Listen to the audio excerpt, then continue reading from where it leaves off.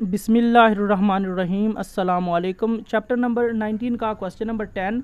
The following data gave the percentage extension under a given load of two independent random sample of yarn, the first before washing, the second after 6 washings. Unwashed yarn की मेरे पास value है 12.3, 13.7, 10.4, 11.4, 14.9, 12.6। Wash yarn की मेरे पास value है 15.7, 10.3, 12.6, 14.5, 12.6, 13.8 and 11.9। इसमें हमने करना क्या है, assuming that both samples come from normal distribution, test whether there is a significant difference between the two samples. तो इस क्वेश्चन का जो हमें ए पार्ट्स गिवन है, पहले हम ए पार्ट सॉल्व करेंगे। वो गिवन है एज रिकॉर्ड्स वेरिएबिलिटी। तो मैं अब आपको इसके सॉल्यूशन की तरफ लेके आता हूँ। हम लिखेंगे H nought sigma 1 square which is equal to sigma 2 square and H1 sigma 1 square greater है सिग्मा 2 स्क्वायर। यहाँ पे मैं ग्रेटर का साइन क्यों यूज़ कर रहा हूँ उसके बारे में आपको स्टेप नंबर 3 में डिटेल के साथ बताऊँगा। जब यहाँ पे ग्रेटर का साइन या लेस का साइन आएगा तो वो हमारा वन साइडेड टेस्ट या वन टेल टेस्ट बन जाएगा। Second step is that level of significance. इस क्वेश्चन में हमें लेवल ऑफ सिग्निफिकेंस गिवन नहीं है, हमने अपनी मर्जी से लिया है 0.05। थर्ड स्टेप है टेस्ट स्टैटिस्टिक्स। एफ नीचे CAL यानी कि F calculated which is equal to S1 square over S2 square. तो मैंने पिछले जितने भी क्वेश्चन करवाए थे तो उसमें मैंने आपको बताया था कि अगर आपकी S1 स्क्वायर की वैल्यू बड़ी आ रही हो और S2 स्क्वायर की वैल्यू छोटी आ रही हो तो आपने S1 स्क्वायर को ऊपर लिखना है और S2 स्क्वायर को नीचे लिखना है। आप चेक कीजिएगा हमारी S1 स्क्वायर की वैल्यू बड़ी है और S2 स्क्वायर की वैल्यू छोटी है, इस वजह से मैंने S1 स्क्वायर को ऊपर लिखा और S2 स्क्वायर को नीचे लिखा। लेकिन अगर किसी क्वेश्चन में S2 स्क्वायर की वैल्यू बड़ी आ रही हो और S1 स्क्वायर की वैल्यू छोटी आ रही हो तो फिर आपने S2 स्क्वायर को ऊपर लिखना है और S1 स्क्वायर को नीचे लिखना है। यहाँ पे S1 स्क्वायर की वैल्यू बड़ी थी और S2 स्क्वायर की छोटी थी, इस वजह से हमने S1 स्क्वायर को ऊपर लिखा है और S2 स्क्वायर को नीचे लिखा है। यहाँ पे मैंने कंडीशन भी लगा दी है कि S1 स्क्वायर ग्रेटर है S2 स्क्वायर से। अगर आपका यहाँ पे S1 स्क्वायर S2 स्क्वायर से ग्रेटर आ रहा है तो आपने H1 में भी यही कंडीशन लगानी है कि सिग्मा 1 स्क्वायर ग्रेटर है सिग्मा 2 स्क्वायर से। अब मैं आता हूँ फोर्थ स्टेप की तरफ। मेरे पास वॉश yarn की वैल्यू थी, उसको मैंने X1 का नाम दिया। मेरे पास अनवॉश yarn की वैल्यू थी, उसको मैंने X2 का नाम दिया। अब मेरे पास जो वॉश yarn की वैल्यू थी वो X1 में मैंने तरतीब के साथ लिख दी, उसको ऐड किया तो मेरे पास X1 की वैल्यूज़ का आंसर आया 91.4।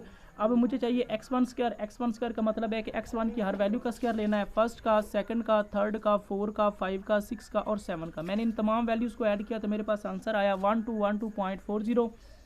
अनवॉश yarn की वैल्यू को मैंने X2 का नाम दिया था, तरतीब के साथ वो मैंने वैल्यूज़ लिख दी, उसको ऐड किया तो मेरे पास आंसर आया 75.3। अब मुझे चाहिए X2 स्क्वायर। X2 स्क्वायर, तो X2 स्क्वायर फाइंड करने के लिए मैं X2 की हर वैल्यू का स्क्वायर लूँगा, फर्स्ट का स्क्वायर, सेकंड का, थर्ड का, 4 का, 5 का और 6 का। इन तमाम वैल्यूज़ को मैं ऐड करूँगा तो मेरे पास X2 स्क्वायर का आंसर आएगा 957.70। अब मैं फाइंड करने जा रहा हूँ X1 स्क्वायर और X2 स्क्वायर। फर्स्ट मैं फाइंड करूँगा X1 स्क्वायर।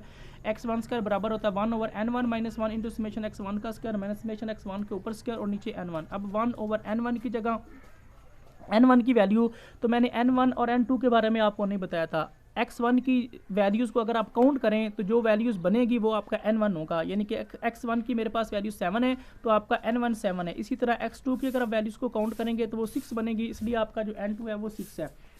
अब n1 की जगह उसकी वैल्यू 7, साथ में -1 समेशन x1 का स्क्वायर, समेशन x1 के स्क्वायर की मेरे पास वैल्यू है 1212.40 माइनस समेशन x1 इसके ऊपर स्क्वायर, समेशन x1 की मेरे पास वैल्यू है 91.4 इसके ऊपर स्क्वायर, जहाँ पे मैंने स्क्वायर लगा दिया।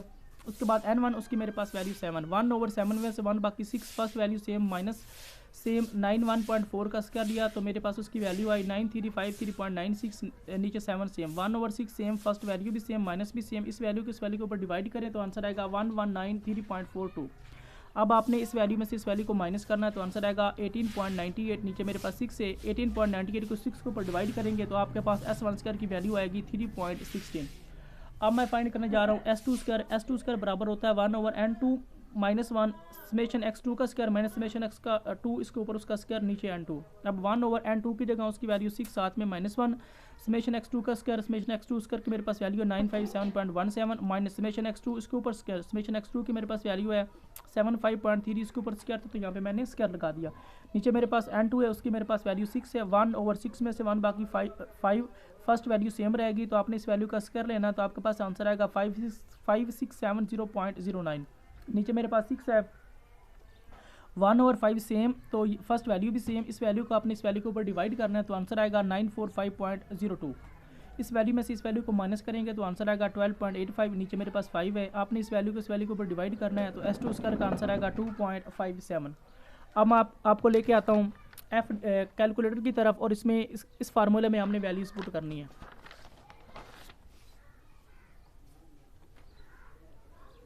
F calculated which is equal to S1 square over S2 square. S1 square की मेरे पास वैल्यू है 3.16 और S2 स्क्वायर की मेरे पास वैल्यू है 2.57। अब आपने 3.16 को 2.57 के ऊपर डिवाइड करना है, तो आंसर आएगा 1.23। स्टेप नंबर 5 है क्रिटिकल रीजन। तो क्रिटिकल रीजन को आपने डायरेक्ट नहीं लिखना, इसके लिए बुक के ऊपर एक स्ट्रक्चर गिवन है, तो आपने उसके अकॉर्डिंग अपनी क्रिटिकल रीजन लिखनी है। तो पहले मैं आपको चेक कराऊंगा कि इसमें हमारी H1 क्या बन रही है। इस क्वेश्चन में हमारी H1 की कंडीशन है कि सिग्मा 1 स्क्वायर हमारा ग्रेटर आ रहा है सिग्मा 2 स्क्वायर से। मैं आपको बुक की तरफ लेके आता हूँ और बताऊंगा कि आपने इसमें कौन सी क्रिटिकल रीजन इस्तेमाल करनी है। ये देखिएगा, ये कंडीशन हमारी बन रही है कि सिग्मा 1 स्क्वायर H1 में सिग्मा 1 स्क्वायर की वैल्यू ग्रेटर आ रही सिग्मा 2 स्क्वायर से। तो हमारी H1 बन रही है सिग्मा 1 स्क्वायर ग्रेटर है सिग्मा 2 स्क्वायर। उसके अकॉर्डिंग हमारी क्रिटिकल रीजन बनेगी F ग्रेटर और equal F alpha into new 1 new 2। Alpha से मुराद है लेवल ऑफ सिग्निफिकेंस की वैल्यू, और न्यू 1 और न्यू 2 से मुराद है डिग्री ऑफ फ्रीडम।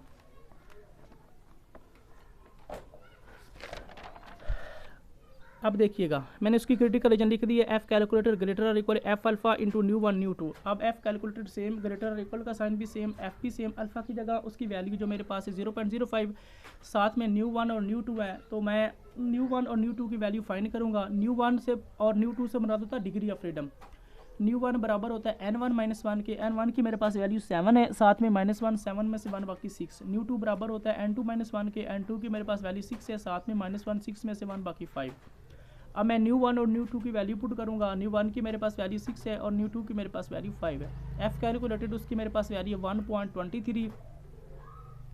अब आपने एफ डिस्ट्रीब्यूशन के टेबल में जाना है और 0.05 को न्यू 1 में आप 6 चेक करेंगे और न्यू 2 में 5 चेक करेंगे, तो आपके पास उसकी वैल्यू आएगी 4.95।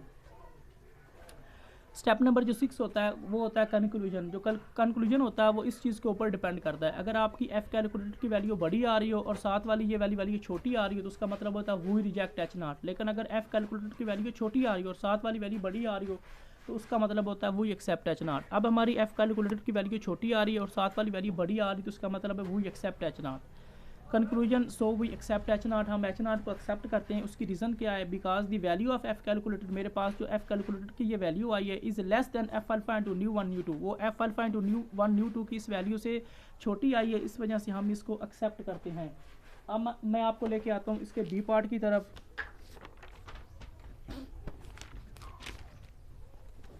बी पार्ट में उन्होंने हमें कहा है कि as records the mean percentage extension. आपने एक बात गौर से देखनी है कि इस क्वेश्चन में जो हमने ए पार्ट सॉल्व किया है, इसमें ना तो हमें सिग्मा स्क्वायर जो है उसकी वैल्यू गिवन नहीं है, तो हमारा जो सिग्मा है वो अननोन है। और दूसरी बात ये है जो हमारा एन है वो लेस देन 30 है। जब आपका एन लेस देन 30 हो और सिग्मा अननोन हो, तो उसके लिए आपने जो फार्मूला यूज़ करना होता है वो टी डिस्ट्रीब्यूशन का यूज़ करना होता है। तो इसलिए हम इस क्वेश्चन में टी डिस्ट्रीब्यूशन का फार्मूला यूज़ करेंगे। मैं दोबारा एक बार फिर रिपीट कर देता हूँ। इस क्वेश्चन में हमें जो एन है वो लेस देन 30 दिया गया है और जो सिग्मा है वो अननोन है, जिस वजह से मैं टी डिस्ट्रीब्यूशन का फार्मूला यूज़ कर रहा हूँ। फर्स्ट स्टेप H0 में मैं लिखूंगा μ1 which is equal to μ2 and H1 जो उसका अल्टरनेटिव होगा उसमें मैं लिखूंगा μ1 नॉट इक्वल टू μ2। जब यहाँ पे मैं नॉट इक्वल टू का साइन इस्तेमाल करूँगा तो वो मेरा 2 साइडेड टेस्ट या 2 टेल टेस्ट बन जाएगा। Second step is that level of significance. इस क्वेश्चन में हमें लेवल ऑफ सिग्निफिकेंस गिवन नहीं है, alpha which is equal to 0.05 हम लिखेंगे। तीसरा स्टेप है टेस्ट स्टैटिस्टिक्स टी नीचे CL यानी कि T calculated which is equal to x⁻1 minus x⁻2 over SP 1/n1 plus 1/n2। अब फोर्थ स्टेप कैलकुलेशन है। कैलकुलेशन में हम तमाम वैल्यूज़ पहले फाइंड करेंगे और बाद में इसमें पुट करेंगे। हमें चाहिए x⁻1 की वैल्यू, x⁻2 की भी वैल्यू, SP की वैल्यू, n1 और n2 की वैल्यूज़ हमें पहले ही गिवन है।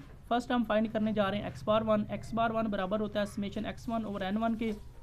समेशन x1 से मुराद कौन सी वैल्यूज़ है? आपने यहाँ पे x1 की वैल्यू फाइंड की थी, ये आपकी समेशन x1 की वैल्यू 91.4। नीचे मेरे पास n1 है, n1 की मुझे वैल्यू गिवन थी 7, तो यहाँ पे मैंने 7 लिख दिया। अब आपने 91.4 को 7 के ऊपर डिवाइड करना है, तो आपके पास उसकी वैल्यू आएगी 13.06। नेक्स्ट हमने फाइंड करना है x⁻2। x⁻2 बराबर होता है समेशन x2 ओवर n2। अब समेशन x2 की मेरे पास वैल्यू आ रही है 75.3, तो मैंने वैल्यू लिख दी 75.3। नीचे मेरे पास n2 है, तो n2 की हमारे पास वैल्यू बन रही है 6। 75.3 को आपने 6 के ऊपर डिवाइड करना है तो आंसर आएगा 12.55। नेक्स्ट हमने फाइंड करना है SP।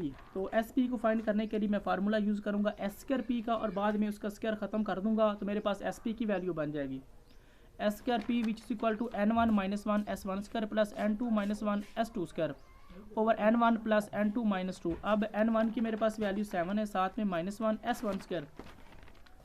इस क्वेश्चन में हमने S1 स्क्वायर की वैल्यू फाइंड की थी जो मेरे पास आई थी 3.16, तो मैंने उसकी वैल्यू लिख दी है 3.16, फिर प्लस फार्मूले का, फिर n2 उसकी मेरे पास वैल्यू 6 है, साथ में minus 1 S2 square. S2 square की मेरे पास वैल्यू आ रही है 2.57। नीचे n1 उसके पास मेरे पास वैल्यू 7 है, n2 की वैल्यू 6 है और साथ में माइनस 2 है। अब 7 में से 1 बाकी 6, 3.16 सेम, फिर प्लस, फिर 6 में से 1 बाकी 5, फिर 2.57 सेम, नीचे 7 और 6 13 बनते हैं, साथ में माइनस 2।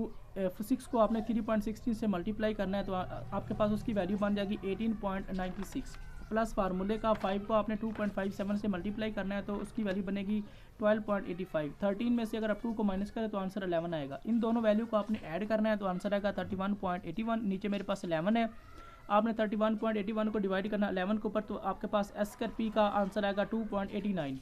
अब हमें चाहिए SP फाइंड करने के लिए मैं S स्क्वायर P के ऊपर भी स्क्वायर रूट लूँगा और 2.89 के ऊपर भी स्क्वायर रूट लूँगा। पहले मैं स्क्वायर रूट लूँगा S स्क्वायर P के ऊपर, तो स्क्वायर से स्क्वायर रूट काट गई, पीछे मेरे पास SP बचा। अब मैं स्क्वायर रूट लूँगा 2.89 के ऊपर। जब मैंने 2.89 के ऊपर स्क्वायर रूट ली तो हमने कैलकुलेटर से 2.89 की स्क्वायर रूट फाइंड करनी है। अगर आप कैलकुलेटर से इसकी स्क्वायर रूट लेंगे तो आपके पास इसकी वैल्यू बन जाएगी 1.70। अब हमने x बार 1 की भी वैल्यू फाइंड कर ली है, x बार 2 की भी वैल्यू फाइंड कर ली है और हमने SP की भी वैल्यू फाइंड कर ली है। अब हम इसको इस फार्मूला में पुट करने जा रहे हैं। t नीचे CL यानी कि t calculated which is equal to x bar 1 minus x bar 2 over SP 1 over n1 plus 1 over n2।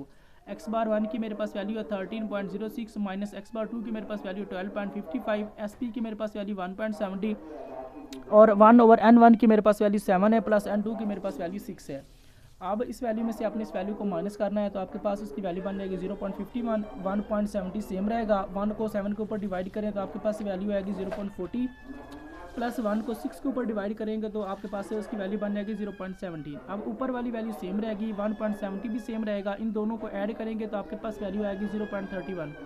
ऊपर वाली वैल्यू सेम, 1.70 भी सेम, 0.31 की स्क्वायर रूट लेंगे कैलकुलेटर से तो उसकी वैल्यू बन जाएगी 0.56। ऊपर वाली वैल्यू सेम, इन दोनों वैल्यू को आपने आपस में मल्टीप्लाई करना है तो आपके पास वैल्यू आएगी 0.95। 0.51 को आपने डिवाइड करना है 0.95 के ऊपर तो आपके पास उसकी वैल्यू बन जाएगी 0.54। मेरे पास t कैलकुलेटर की वैल्यू आ चुकी है 0.54। नेक्स्ट स्टेप है 5 क्रिटिकल रीजन। तो क्रिटिकल रीजन t डिस्ट्रीब्यूशन के लिए जो हम यूज़ करते हैं जब आपके पास 2 साइडेड टेस्ट हो तो हम लिखेंगे t कैलकुलेटेड, इसके ऊपर ये 2 लाइंस लगाई हैं, इसको बोलते हैं मॉड, यानी t कैलकुलेटेड का मॉड ग्रेटर होता है t alpha over 2 into new. अब न्यू से मुराद है यहाँ पे डिग्री ऑफ फ्रीडम। अब फर्स्ट स्टेप में मैंने इम्प्लाइज का साइन लगाया, t कैलकुलेटेड और मॉड सेम रहेगा, फिर ग्रेटर का साइन, फिर t अल्फा ओवर 2। हमें वैल्यूज़ गिवन है अल्फ़ा की जो है मेरे पास 0.05, मुझे चाहिए अल्फ़ा ओवर 2, तो मैं दोनों साइड 2 के ऊपर डिवाइड करूँगा। अल्फ़ा के नीचे भी 2, 0.05 के नीचे भी 2, अल्फ़ा ओवर 2 सेम। 0.05 को अगर आप 2 के ऊपर डिवाइड करेंगे तो आपके पास अल्फ़ा ओवर 2 की वैल्यू आएगी 0.025। तो मैंने अल्फ़ा ओवर 2 की वैल्यू यहाँ पे लिख दी 0.025। साथ में न्यू है, न्यू से मुराद है डिग्री ऑफ फ्रीडम। तो स्टूडेंट डिस्ट्रीब्यूशन का जो न्यू है वो बराबर होता है n1 plus n2 minus 2। n1 की वैल्यू 7 है, n2 की वैल्यू 6 है, साथ में माइनस 2, 7 और 6 13, साथ में माइनस 2, 13 में से 2 बाकी 11। अब मैंने न्यू की वैल्यू लिख दी 11। अब पहले t कैलकुलेटेड है, t कैलकुलेटेड की मेरे पास वैल्यू 0.54। उसके बाद t के आपने टेबल में जाना है और 0.025 को 11 में चेक करना है तो आपके पास उसकी वैल्यू बन जाएगी 2.201। अब मेरे पास जो t कैलकुलेटर की वैल्यू आ रही है वो छोटी आ रही है और जो साथ वाली वैल्यू है वो बड़ी आ रही है। जब मेरा t कैलकुलेटेड छोटा हो और जो t alpha over 2 into nu की वैल्यू बड़ी हो तो उसका मतलब होता है वी एक्सेप्ट एच नॉट, यानी t कैलकुलेटर की वैल्यू छोटी आ रही है और साथ वाली वैल्यू बड़ी आ रही है तो उसका मतलब है we accept H not. 6 step, so we accept H not, हम एच नॉट को एक्सेप्ट करते हैं because the value of T calculated mod, मेरे पास जो टी कैलकुलेटेड मॉड की वैल्यू आई है इज़ लेस देन, वो छोटी आई है किससे, T alpha over 2 into nu, वो T alpha over 2 into nu की इस वैल्यू से मेरी टी कैलकुलेटेड की वैल्यू छोटी आई है, इस वजह से हम इसको एक्सेप्ट करते हैं।